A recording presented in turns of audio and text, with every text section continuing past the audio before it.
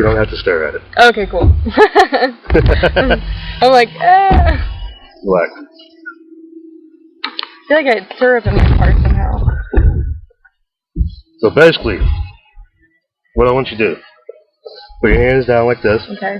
Just close your eyes, okay? And think about a time when you begin to feel that feeling. Now I want you to think about it, relive it.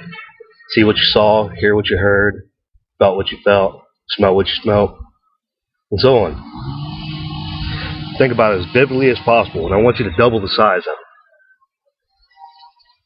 it. Get into it as much as you can so you can then begin to really feel it. Because I'm going to show you how to feel it for the last time. It's okay.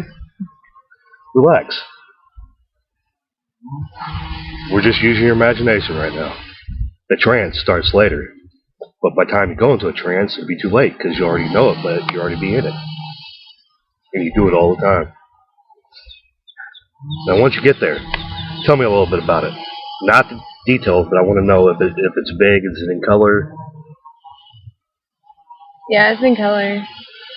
Pretty big? Mm-hmm. It's like is it about it from first person, second person, third person? Are you watching it or are you in it?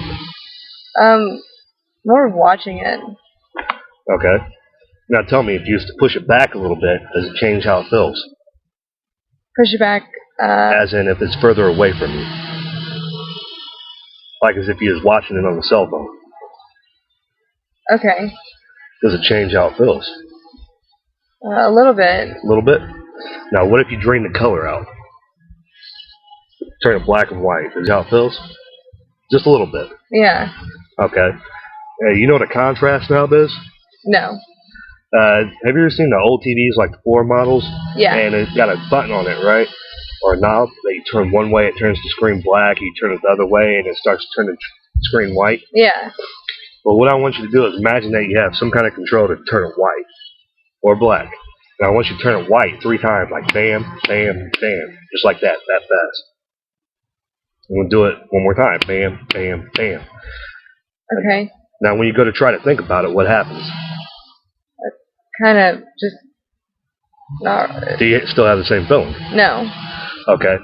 Now, if you just imagine the silliest thing you've ever thought of and put it right there, but made it twice as big, where that feeling used to be, where that ideal was, does it change how you feel? Yeah. I mean, pick something juicy, something you'd never tell anybody about, something silly as hell. So silly you wouldn't tell nobody. Okay. You ain't got to say nothing, so it's alright. Okay. Make it as big. Make it big. See what you saw, heard what you heard, taste what you taste, everything. Now, if that feeling was a color or colors, what would you guess they'd be? Color, just pretty Just much. imagine. If that feeling was a color or colors, what would you guess they'd be? Just guess. Stop trying to think about it too much. Probably yellow. Yellow? Is that it? Yellow and pink. Okay. Now, I want you to think about 2 other situations where you'd have that same feeling. Go ahead and try to think about them. Do you feel the same about them, or they're a little bit different? They're different a little bit, but... Well, we're not there yet. Okay. These are just exercises. Okay. First. This is stuff for you to do on your own time. I'm teaching you a pattern here. I'm teaching you how to teach your brain to do something different. Okay. And this is what they call self-hypnosis. It's pretty simple, huh? Mm-hmm. Okay. Now, what I want you to do is take that feeling of the silly thing, the colors. Now, I want you to line the mental image, line the colors around it, so it begins to spin around it in the same direction it's spun before. And tell me, does it change how it feels? Turn the intensity up. It's all right. Yeah. Okay. It does. Good. Well, that's the exercise. Okay. You take one thing, do the TV thing with it. That's interesting. Then you pick a feeling you'd rather have instead, do the exercise. Now, this doesn't change it all, right? Change. What this does is you know what generalizations are? Yeah. Like stereotypes. Yeah. And what it does is if you do it for enough situations, it will actually generalize out to other situations that are similar. Okay. It's a way of reteaching your brain. That's so if you used to spend a few seconds a day doing this for other things that you'd want to do it for.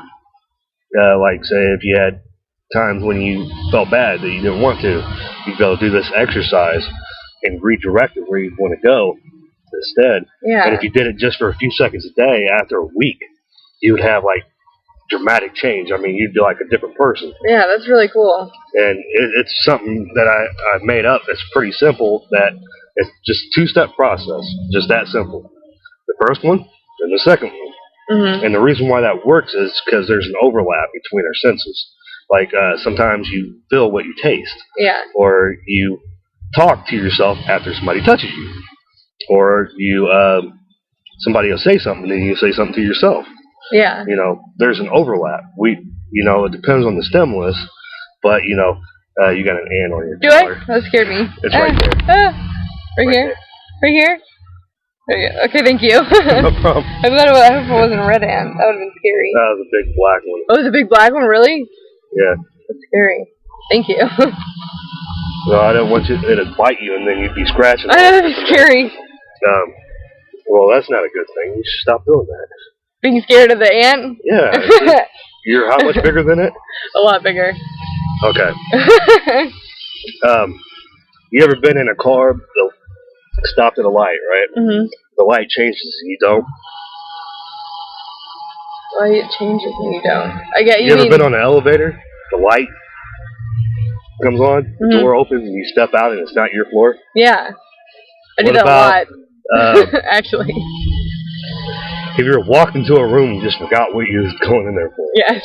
They were all forms of trance. Yeah. All naturally occurring trances. Oh, wow. And that's the reason why I say I do things just a little bit differently, is because I'm actually doing the work as we go along. Okay. And you might not know I'm doing it, but I'm doing it within conversation. That's interesting. Just like I already showed you the exercise, but I've already did stuff before then. Mm-hmm.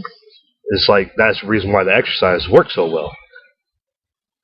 Because I got you to stop talking to yourself and to pay a little bit more attention. Yeah. And I did that because I showed you examples of what trance were beforehand. If the process, I'm like, if I ask you, what happens right before you're about to become confused? Now, if you think about it, what happens? I think about what you just said. And how's the only way to process it? To think about it? Yes, and how do you think about a feeling? You feel it? Exactly. Okay. Pretty simple, huh? Yeah. And you can actually use that on your boyfriend if you want. Yeah. It's like Jedi mind trick. Find out when he's confused or get him confused and anchor it somehow. You know what anchoring is? Have you ever heard of Pavlov? Yeah. Pavlov, the guy who made the dogs roll when you ring a bell, and he did it for other things too. Yeah. It's called conditioning, and it's very useful. It really is. You can actually change behaviors. It's like I've been doing it, but I've been doing it other ways that you haven't noticed. I don't actually always do stuff like that, but you do things with your voice tone, like you talk a certain way. That's a very useful thing to have. See, because if you get people responding how you want them to, then things, not for evil purposes, of course. Of course, yeah. Because anytime you do something negative, sooner or later they're going to find out. Things should be a win-win situation. Of course. But if he's getting in the way of you guys getting along, you can always use confusion like an anchor to work that out. That's interesting. Or you just tell him his nipples are hard, and I'd be like, I forget what we was talking about. What was it? It's a really good way for confusion. That is. Yeah, because it totally redirects you. Yeah, he's like, wait, what? Like, what are you talking about? Now, that don't mean it always worked to that same degree, but it will at least calm it down. Mm-hmm. That's funny. And if you really want to throw them off, like, or is it mine? And then say, what was we talking about? I forget about it. Yeah, you'd be like, what? That's funny. See, because you put it past tense and then you say, forget about it. Mm-hmm. It's like if you tell somebody, don't forget this, what usually happens? You forget it. Exactly. Yeah, so you do tricks with language. Yeah. I do that because it helps out along with the process of what I'm showing you. Okay. That, and I'm actually doing examples as we go along. Yeah.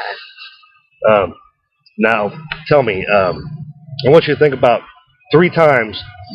There's always a time when people become confused before they learn something, right? Okay. And then there's a breaking point. right? Where you just right, it's like the tip of the tongue phenomenon. Mm-hmm. You're just right there, but you're not quite there yet. Yeah. Another